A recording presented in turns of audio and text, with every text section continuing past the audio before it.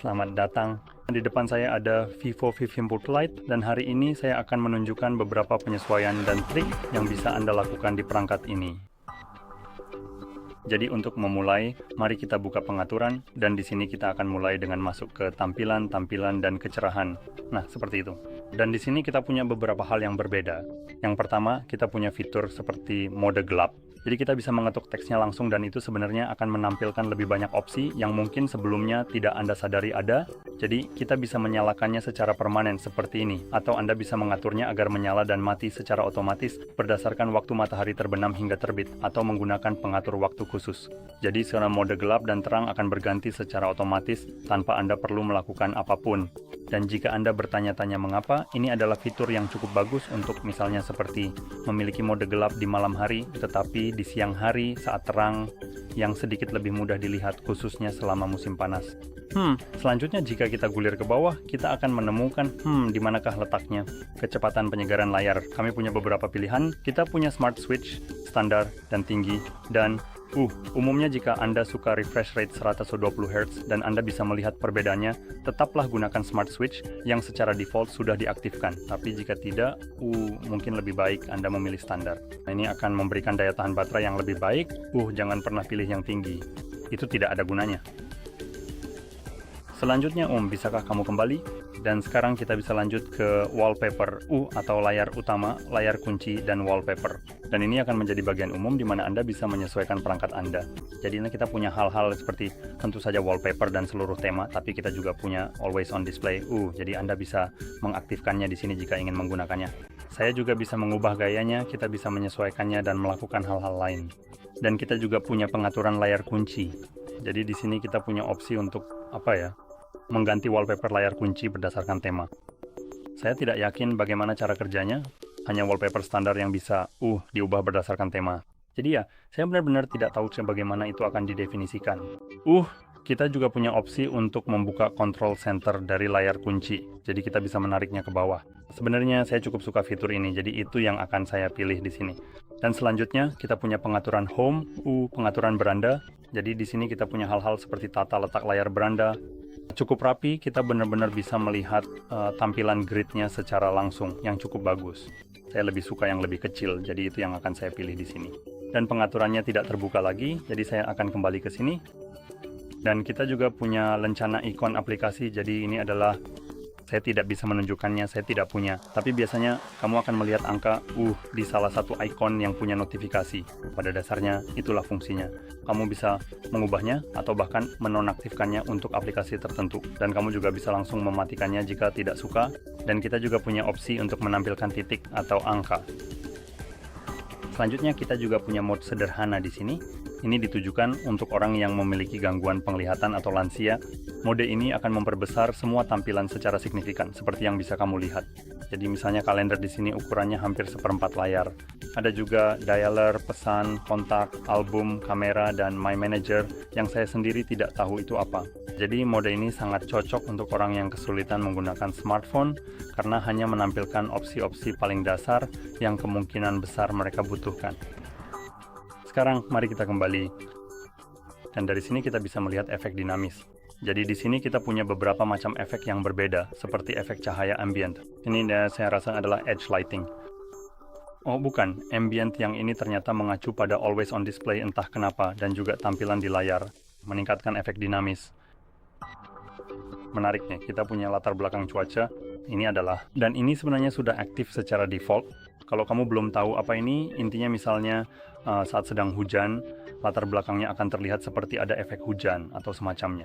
Nah ini dia, kadang-kadang ini bisa jadi mengganggu, apalagi kalau kamu punya tampilan tertentu di perangkatmu, jadi kamu mungkin ingin mematikan fitur ini kalau tidak suka. Ada hal lain yang benar-benar menarik, jadi di sini kita punya animasi sidik jari sepertinya. Icon sidik jari ya, animasi icon. Jadi kalau kamu menggunakan sidik jari, kamu bisa langsung mengubahnya di sini.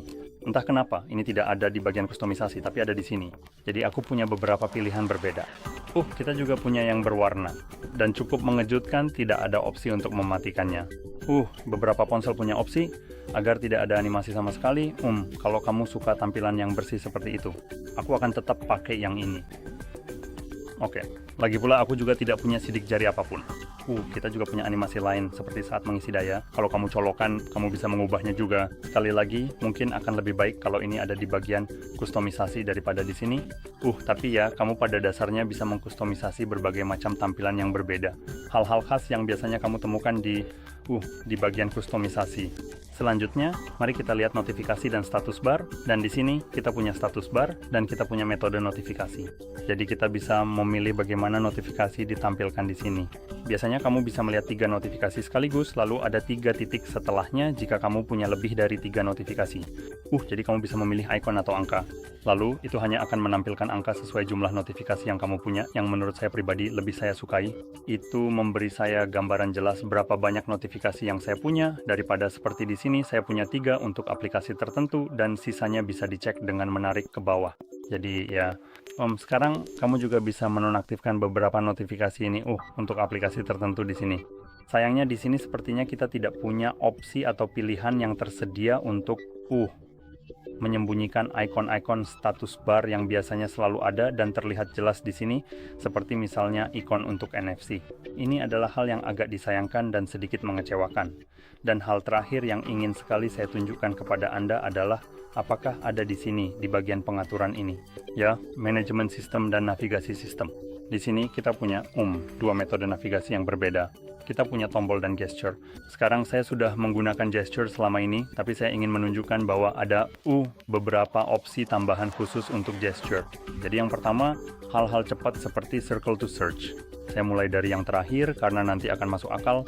Jika Anda belum tahu apa itu circle to search, ini sebenarnya adalah opsi yang sangat bagus dan saya pribadi sangat menyukainya. Ini adalah saat Anda menahan bagian bawah ini, dan saya tidak tahu apakah ini akan berfungsi, mengingat saya tidak punya jaringan dan konektivitas lain, juga belum masuk Google. Ya, ternyata berfungsi. Jadi saat Anda menahannya biasanya akan terlihat seperti ini. Jadi saat Anda menahannya akan muncul seperti ini. Dan dari sini Anda bisa misalnya memeriksa teks dari area tertentu. Anda bisa memilih teks dan menyalinnya dari area yang sebelumnya tidak pernah bisa Anda lakukan. Anda juga bisa misalnya menggunakan ini untuk melihat gambar dan mengkliknya.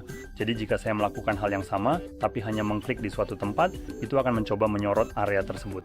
Ini sebenarnya cukup pintar. Jadi jika Anda memiliki semacam gambar utuh, sistem akan mengenali bahwa Anda sedang mencoba memilih objek tertentu. Misalnya dalam sebuah foto, mungkin seperti teko atau apapun itu. Dan sistem hanya akan memilih objek tersebut, lalu memberikan hasil yang relevan berdasarkan gambar yang dipilih. Jadi ini adalah opsi yang cukup keren. Saya benar-benar menyukai fitur ini. Ini adalah fitur yang berguna. Sekarang alasan saya menyoroti hal ini adalah karena kita juga punya opsi di kanan atas sini. Sembunyikan bilah tombol, yaitu bilah yang ada di sini. Ketika Anda melakukannya, Google belum menyadari bahwa Anda sebenarnya bisa menahan ruang kosong di sini. Tempat bilah itu sebelumnya, dan itu tetap akan berfungsi. Tidak. Itu terlalu rumit, karena sebenarnya circle to search akan otomatis dimatikan ketika bilah sembunyi diaktifkan, karena Anda dianggap tidak cukup pintar untuk tahu bahwa ada fitur di sini saat Anda menahan bilah Anda. Saya juga ingin menyoroti hal itu. Ini benar-benar seperti tombol virtual. Sekarang tombolnya hanya disembunyikan, fungsinya masih persis sama. Nggak ada alasan mengapa fitur ini harus bekerja seperti ini. Dan ini hanya Google yang berpikir bahwa orang-orang benar-benar bodoh. Dan mereka tidak bisa menangani tombol yang tak terlihat. Meskipun begitu, saya ingin menekankan Anda bisa membuat bilah ini tak terlihat dan tetap berfungsi. Atau ya juga yang ini tidak terlihat dan tetap berfungsi. Jadi sangat bodoh dari Google untuk menganggap, tidak, circle to search tidak terlihat. Bagaimana saya tahu di mana letaknya? Sama seperti saya tahu di mana letak tombol untuk kembali ke beranda. Jadi ya, saya hanya ingin menekankan hal itu. Dan ya, pada dasarnya itu saja yang ingin kami sampaikan dalam video ini. Jadi jika Anda merasa bahwa video ini telah memberikan informasi yang bermanfaat dan membantu Anda memahami topik ini dengan lebih baik, jangan lupa untuk menunjukkan dukungan Anda dengan menekan tombol like. Pastikan juga untuk subscribe ke saluran kami agar tidak ketinggalan konten-konten menarik lainnya di masa mendatang. Dan tentu saja, terima kasih banyak sudah meluangkan waktu berharga Anda untuk menonton video ini hingga selesai.